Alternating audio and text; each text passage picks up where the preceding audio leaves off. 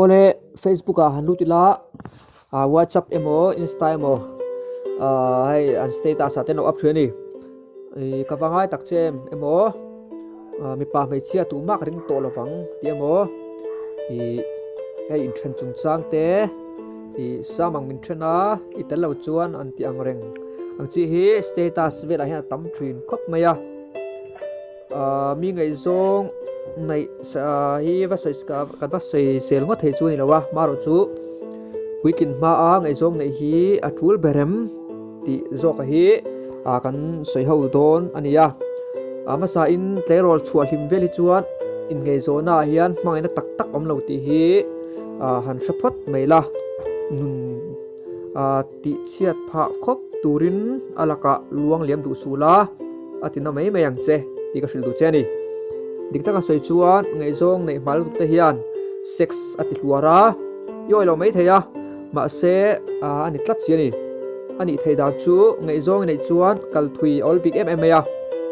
in sum zo lo chin hi om thri ani chuan ahun ma a mai che tam tak andul ahun main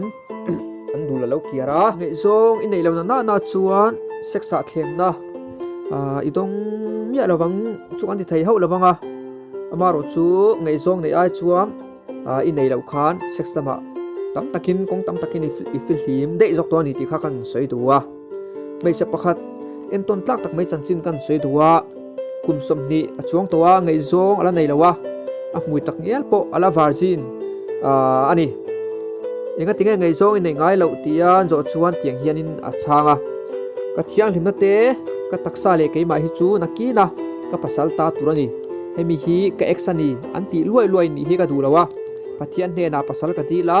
Christian chung kwa din ka duani atiani mai se tlerol zong te hianin he mai se ril ruang hi puthei vet salang chuanin mi pa ho po lekha zir lai ini chuan chut anti po poisa lawin lekha zir thut mero thomno po hi ni tin athara ron chuak zera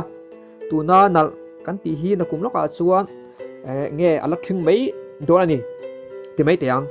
chutiang pokin i tuna ilwan liam zoi na mi hring kha na kinai ngai toilet huna chuan arukin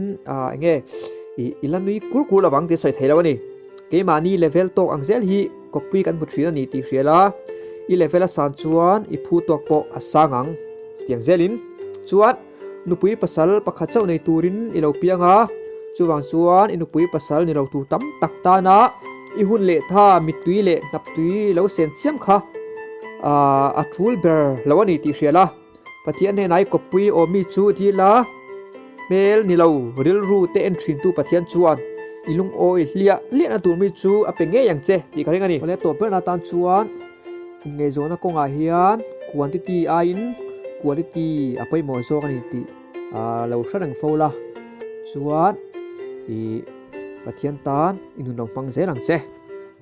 thir tu zong te in sa vai chunga lom thu ka soye